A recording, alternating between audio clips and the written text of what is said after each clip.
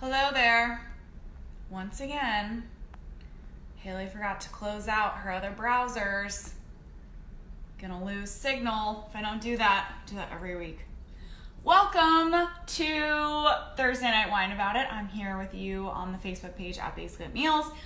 Every Thursday night at 5:30, bringing you some sort of nutrition topic or tip or tool or trick that you can walk away with and actually implement into your life.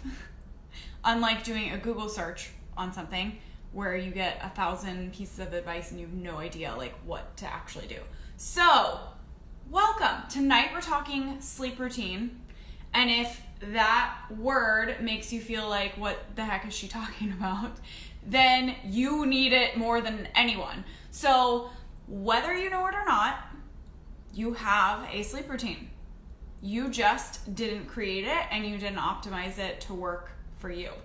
So if you are not getting good sleep, you're waking up feeling like you didn't sleep at all, you're tossing and turning all night, you're going to bed with a ton on your mind, then your sleep routine is definitely not helping you. And that's kind of what sleep routines do. They either help you fall asleep and get really good sleep, or they hinder you from having good sleep. So, cheers to you. Cheers to Thursday. I always sip wine on Wine About It Thursday nights. And we always cover a nutrition topic that is going to help you implement it into your life, help you live a healthier, better life without doing any of those crazy Google searches. So I'm here to provide you with as much helpful information as possible, and I love covering topics that are of interest to you. So if you have some burning question that's driving you crazy, feel free to drop it here in the comments. I would love to cover it. My name is Haley. I got my degree in nutrition and exercise physiology from Mizzou. I started out as a nutrition educator, and I ran a nutrition education program for a medical practice right here in St. Louis. My whole job was to go out and teach people to eat for health, and how I did that was telling them they needed to cook. And at the end of that conversation, every hand would go up, and people would tell me they had no idea how to cook or what to do. So I ended up cooking for people myself out of my own, just started my own business basically. And today that business is called Basically It Meals. We are a healthy, delicious delivered meal service right here in St. Louis. Everything you get is delivered to your door. It is ready to eat, and it is fantastically amazing. So we're in the middle of our summer menu right now, which is awesome. And yeah, that's what we do. I also recently launched the No Diet Diet Club, which is a place where you can go and get all of the tips that I do in these Facebook Lives. They're in one place. All the videos are there. All the downloads are there. It's a fantastic thing. I will post the link here if you want to check that out, but we're not going to go into that right now. So anyways, I do love always to give a shout out to my fantastic clients because they are so fantastic. They're freaking amazing. I'm so glad to have them. So this is from Angie. She says, Basically It Meals is hands down the best tasting meal service in St. Louis. Trust me, I've tried them all. I love that. Thank you so much, Angie. Thank you to all of our fabulous clients. They really are what makes the business. I mean, we wouldn't have a business without them. So thank you. Thank you all for that. Okay, so tonight we're discussing sleep routine. And basically if you're not sleeping well, it could possibly be your sleep routine. Might not be, but I guarantee your sleep routine is having a huge role in you not sleeping well if you're not sleeping well. So whether you know it or not, you have a sleep routine. Is this you? So you go to bed, it's bedtime, you get in bed, and your mind is racing, and you're remembering all of the things that you forgot to do today and that you need to get done tomorrow. You're making a mental to-do list, and you're trying to maybe go through today's to-do list. What did you check off of it? What do you need to add to tomorrow's? Oh my God, I cannot believe I forgot to do that. Ugh, that was the one thing I needed to do, and I didn't do it.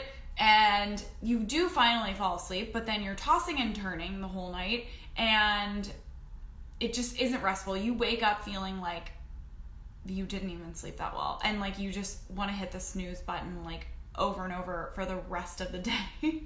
And then pretty much you spend the weekend like trying to catch up. The weekends are like you're missing out on fun activities, because especially this time of year, because you want to stay in bed and like try to catch up on your sleep. Sleep routine, my friends, can help. I'm telling you. Okay, so when I mention sleep routine, most people say, what are you talking about? I don't have a sleep routine. Whether you created one for yourself or not, you have a sleep routine. But if you didn't create it for yourself, your sleep routine is not helping you. It's not serving you at all in any way. So you do have one, you just didn't make it. And anything that you didn't, we, me, I, everyone hasn't actively created in their life is probably not doing us any good. So it really pays to kind of pay attention to our habits and what we've worked on and what we can work on to find like where we can improve. And sleep routine is absolutely one of those places. Most of it, I would say 99% of us, 99.9% of us do not have one and have not ever thought of having one. But it really is going to change your life. So no routine is a routine, and your brain understands that. Ironically, like a lot of times when I talk to clients, they don't realize how much their brain knows about them. Like I feel like sometimes we think we're getting by, we're like sneaking stuff by our brain. Like, oh, I bet I wanted to say, I bet he didn't catch that, as if my brain is a male. But it is kind of like that. Like I bet they didn't catch that one. Your brain always knows. Always. There's something called your subconscious. I'm not trying to be a jerk, but your subconscious is internalizing everything without emotion, and it is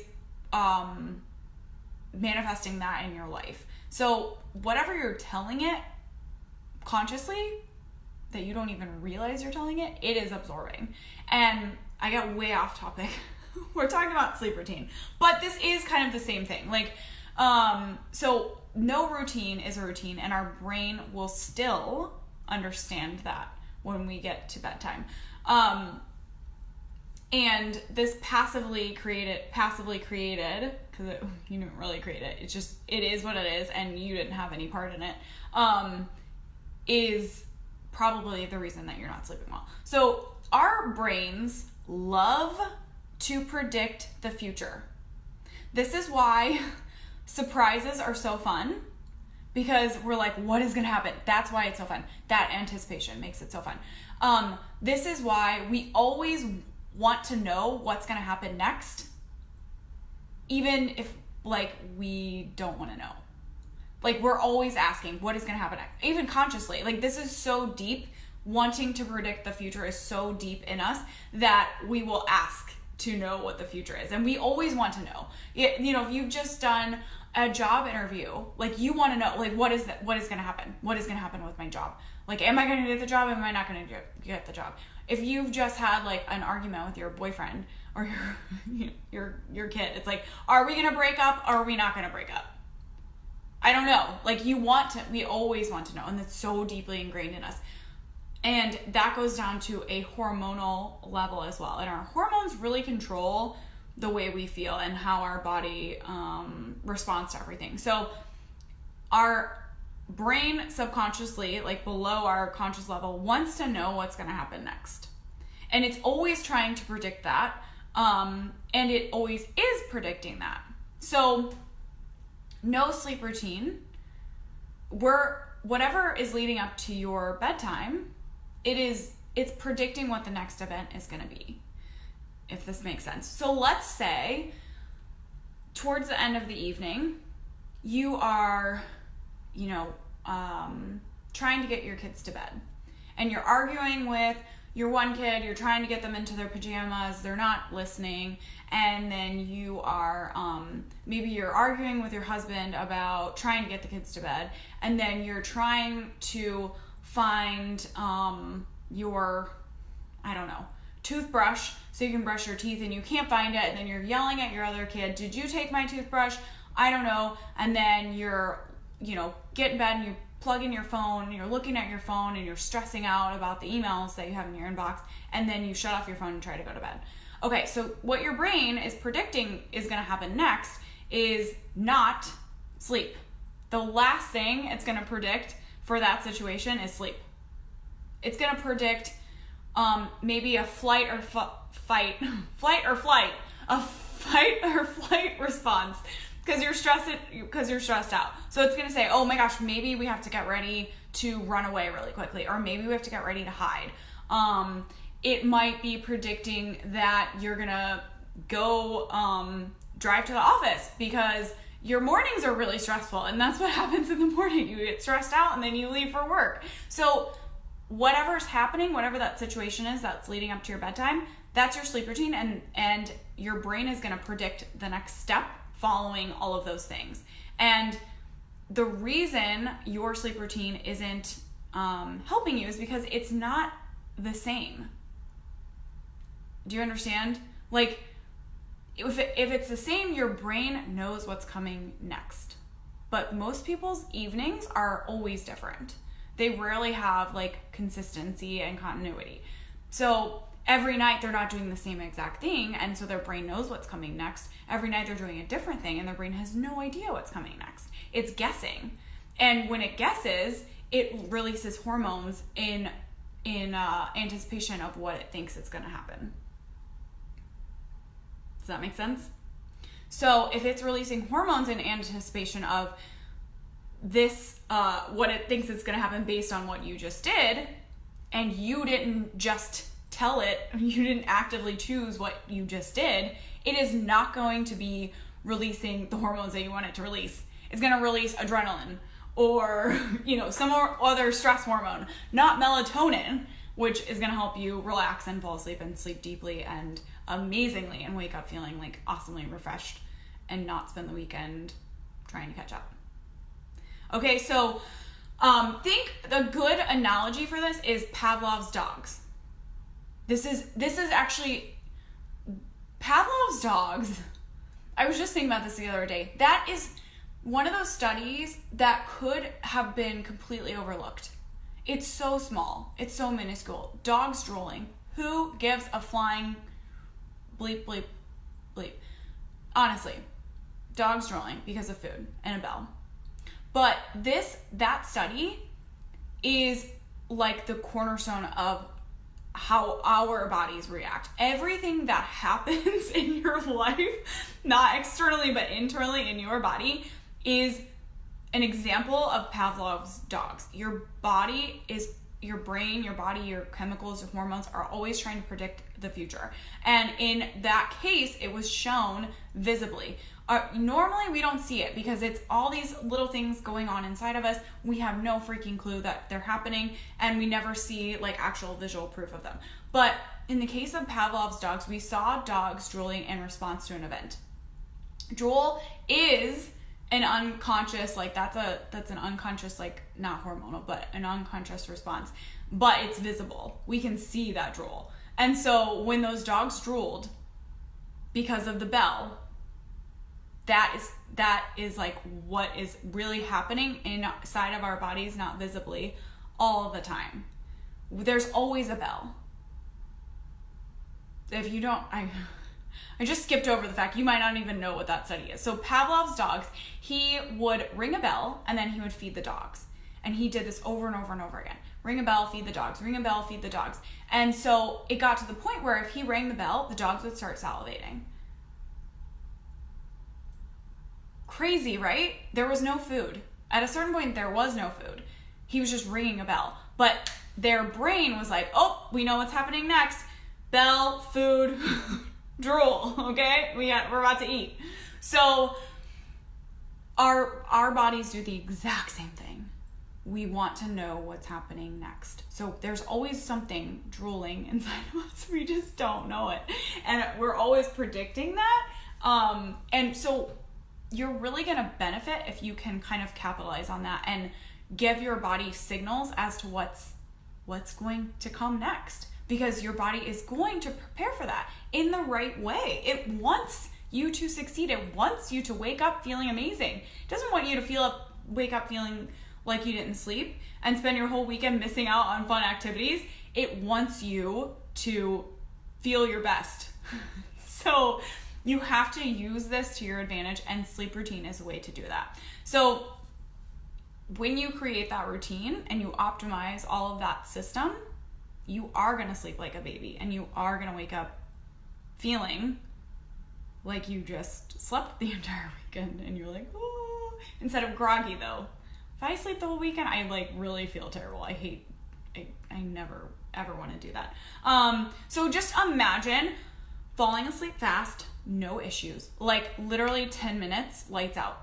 For me, once I really activated my own sleep routine, I fall asleep so quickly, I don't even know. Like I turn out the light and it's lights out. Like I'm out. I don't even know that I'm falling asleep. And I wake up and I don't even know that I slept. And guys, this is not like, I'm not a style of sleeper. Like, you know, all growing up and through college, I had weird sleep patterns. Like I would be up in the middle of the night, I wouldn't be sleeping well. No more. Now that I've like really optimized the sleep routine, it's out, I'm out, I wake up and I'm like, boom, up at 5 a.m. like before my alarm goes off. And sometimes I'm like, you know what? I'd like to sleep till 6. But this is what a sleep routine can do for you. It's like incredible. There is no wasting your weekend catching up on sleep. It is like you're out, you're up, your day is good, you're not like burning on fumes, waiting until you can just sleep in until noon or 1 or whatever. So sleep routine, huge. I really go into detail of how to create your sleep routine in the No Diet Diet Club. I will link that here. You can like read about it. You can learn about it. I actually have a video tutorial of that so that you can like learn more about what goes into the No Diet Diet Club. It is not just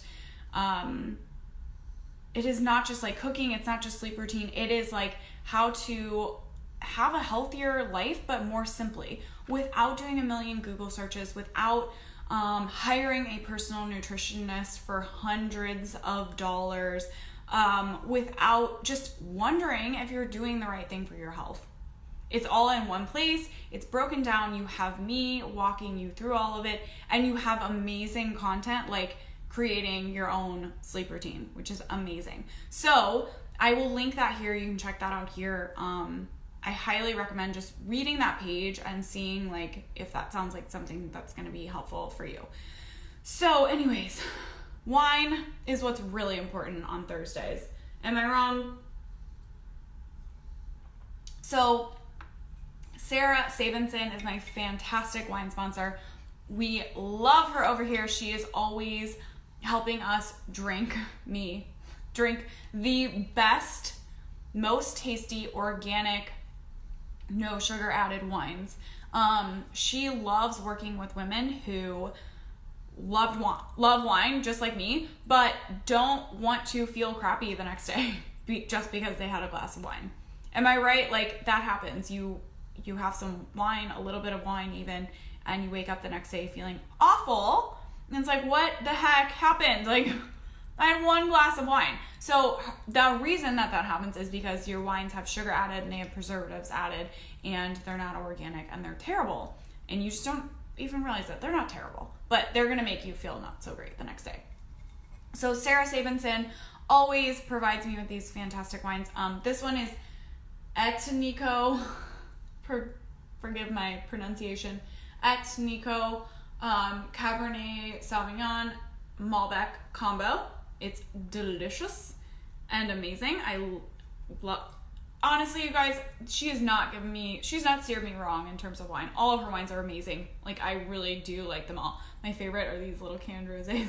Oh my God, they're so good. But anyways, so if you are interested in this or those little canned rosés, I'm going to tag her in this video. You can go check out her page. And yeah, let me know if you have any questions about her and her amazing wine. And like I said, if you are interested in the No Diet Diet Club and like really creating your own sleep routine, I will link that here. It's going to be so helpful for you. And I will see you next Thursday, I guess. Next Thursday, I'll be live here at 5:30 on the Facebook page with some more of Sarah's amazing wine, bringing you some sort of tip. And I will see you then. Bye.